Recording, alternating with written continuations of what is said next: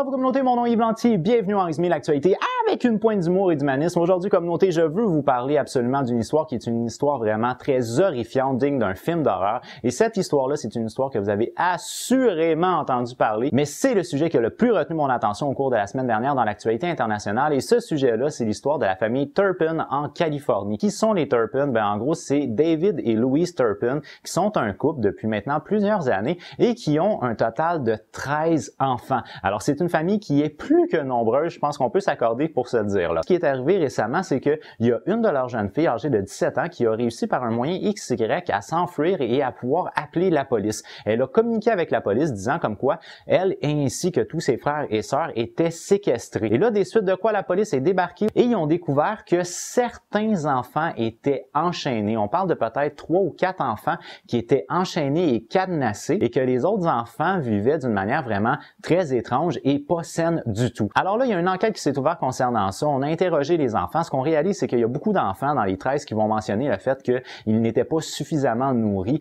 Il y a un enfant là-dedans âgé de 29 ans qui faisait comme 82 livres. Il y a des enfants là-dedans qui, bon, entre autres l'enfant de 2 ans, lui, semble être en santé. Là. Il y a des enfants qui passent de 2 à comme trentaine d'années. Mais entre autres, dans le lot de choses qu'on reproche aux parents là-dedans, eh bien, dans les différents chefs d'accusation, ben il y a entre autres le fait de vivre sous séquestration, sous la peur, le fait d'avoir de la maltraitance des enfants, bon, etc., etc.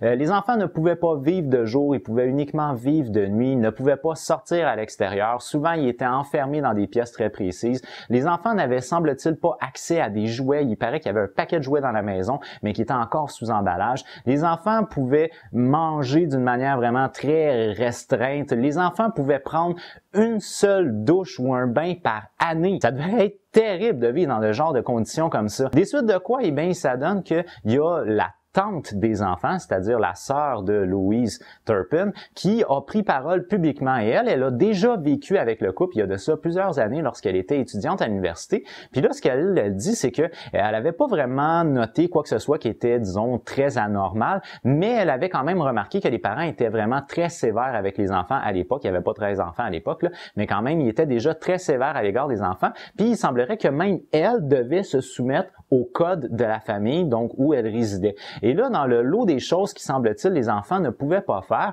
ben il semblerait que les enfants ne pouvaient pas se laver les mains au-dessus des poignets parce qu'on considérait que c'était de jouer avec de l'eau. Alors, la tante a, semble-t-il, dû respecter certains codes. Elle dit également avoir déjà été observée pendant qu'elle se lavait par M. Turpin. Alors ça, c'est le genre de choses qui, mais elle n'a jamais été touchée. Il n'y a pas de sévices sexuels pour l'instant qui ont encore été mentionnés dans cette enquête-là. Il y a peut-être juste là, le fait qu'il y a une fille qui reproche avoir été ligotée d'une manière obscène par son père, mais il n'y a pas encore pour l'instant de choses à caractère sexuel qui ressort de ça. Il semblerait que le tout aurait commencé comme étant une simple punition et éventuellement avec les années, ça s'est transformé par un mode de vie complet. Alors on avait commencé par attacher les enfants dans une pièce à l'aide d'une corde. Il y a un des enfants qui a réussi à se détacher, qui a réussi à se pousser. Des suites de quoi on a décidé d'utiliser des chaînes et de cadenasser les enfants. La famille ne pouvait pas voir, en fait la famille extérieure, comme par exemple la tante, mais aussi bon toute la belle famille. Parce que Louise et David refusaient aux différentes familles de pouvoir voir les enfants.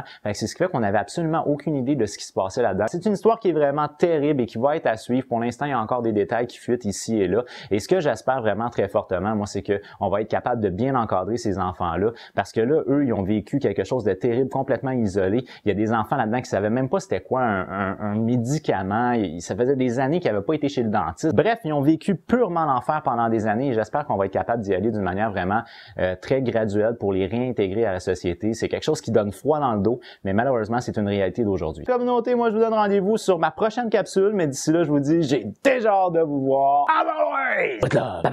Are you listening? Damn.